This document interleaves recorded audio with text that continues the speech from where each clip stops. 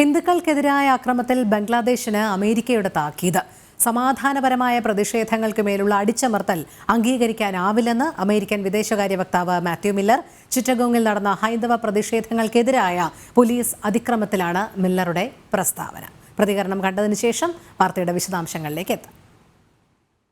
Engagements from here, but we have made clear to the government of Bangladesh, as we make clear to countries around the world, that we support the right to peaceful protest, and that in no way should any government engage in violent crackdowns on peaceful protest.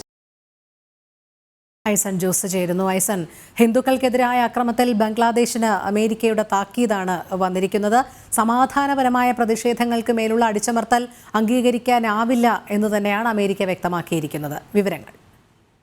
തീർച്ചയായും രോഹിണി, ഒരു വലിയൊരു മാറ്റത്തിൻ്റെ സൂചന കൂടി തന്നെയായാണ് ഈ പ്രസ്താവനയെ നമ്മൾ വായിച്ചെടുക്കേണ്ടത് എന്ന കാര്യത്തിൽ രണ്ടഭിപ്രായം ഉണ്ടാകില്ല എന്ന് തന്നെയാണ് തോന്നുന്നത്. കാരണം നമുക്കറിയാവുന്നതാണ്, ഡൊണാൾഡ് ട്രംപ് അധികാരത്തിലേൽക്കുന്നതിന് മുമ്പ് അല്ലെങ്കിൽ തിരഞ്ഞെടുക്കപ്പെടുന്നതിന് മുമ്പ് തന്നെ അദ്ദേഹം വളരെ കൃത്യമായി ബംഗ്ലാദേശിൽ നടക്കുന്ന ഹിന്ദുക്കൾക്കെതിരായി നടക്കുന്ന ആക്രമണങ്ങളെ അതിശക്തമായി അപലപിക്കുന്ന ഒരു സാഹചര്യമുണ്ടായിരുന്നു. സ്വാഭാവികമായും അമേരിക്ക സ്വാതന്ത്ര്യത്തിൻ്റെയും അതുപോലെ തന്നെ അഭിപ്രായ സ്വാതന്ത്ര്യത്തിൻ്റെയും ഏറ്റവും പ്രകടമായ ഉദാഹരണങ്ങളാണ് അമേരിക്ക എന്നൊക്കെ പല ഗവേഷണങ്ങളും നിഗമനങ്ങളിലെത്തിയിട്ടുള്ള ഒരു രാജ്യം കൂടിയാണ്. സ്വാഭാവികമായും സമാധാനപരമായ പ്രതിഷേധങ്ങൾ ജനാധിപത്യത്തിലെ അനിവാര്യതയാണ് എന്ന് വളരെ കൃത്യമായി തന്നെ പറഞ്ഞുകൊണ്ട് തന്നെയാണ് മാത്യു മില്ലർ ഈ പ്രസ്താവനയിലേക്ക് കടന്നിരിക്കുന്നത്.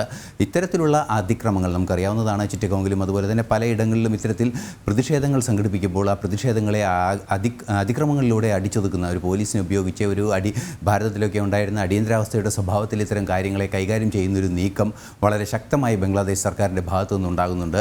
ഇത്തരത്തിലുള്ള നീക്കങ്ങളെ ഒരു തരത്തിലും അംഗീകരിക്കാനാവില്ല എന്ന് വളരെ കൃത്യമായി തന്നെ അദ്ദേഹം പറയുകയും ചെയ്തു. സ്വാഭാവികമായും അതിൽ ചില പരിമിതികളൊക്കെ അദ്ദേഹത്തിന് ഉണ്ടായിരുന്നുവെങ്കിൽ കൂടി അദ്ദേഹം അമേരിക്കയുടെ നിലപാട് തന്നെയാണ് പറഞ്ഞത്. വരാനിരിക്കുന്ന പ്രസിഡന്റിൻ്റെ നിലപാടും, അതായത് ട്രംപ് നേരത്തെ തന്നെ തെരഞ്ഞെടുപ്പ് വേളയിൽ വളരെ കൃത്യമായി പറഞ്ഞ ഒരു നിലപാട് തന്നെയാണിത്. ആ നിലപാട് തന്നെ കൃത്യമായി മാത്യു മില്ലർ ആവർത്തിക്കുകയും ചെയ്യുന്നു എന്ന് പറയുമ്പോൾ അമേരിക്ക ബംഗ്ലാദേശ് സംബന്ധിച്ച് ബംഗ്ലാദേശ് വിഷയത്തിൽ എന്ത് നിലപാടാണ് സ്വീകരിക്കാൻ പോകുന്നത് എന്നതിൻ്റെ ഒരു കൃത്യമായ സൂചന കൂടിയാണിത്. തീർച്ചയായും ലോകം മുഴുവൻ ഏറെ ഗൗരവത്തോടെ ചർച്ച ചെയ്ത ഈ സാഹചര്യം, അല്ലെങ്കിൽ ഈ ബംഗ്ലാദേശിലെ ഈ സാഹചര്യങ്ങളെല്ലാം തന്നെ കൃത്യമായി അമേരിക്ക നിരീക്ഷിക്കുന്നുണ്ട് എന്നതുകൂടി മാത്യു മില്ലറുടെ പ്രസ്താവനയിൽ നിന്നും വായിച്ചെടുക്കാൻ സാധിക്കുന്നുണ്ട്. രോഹിണി.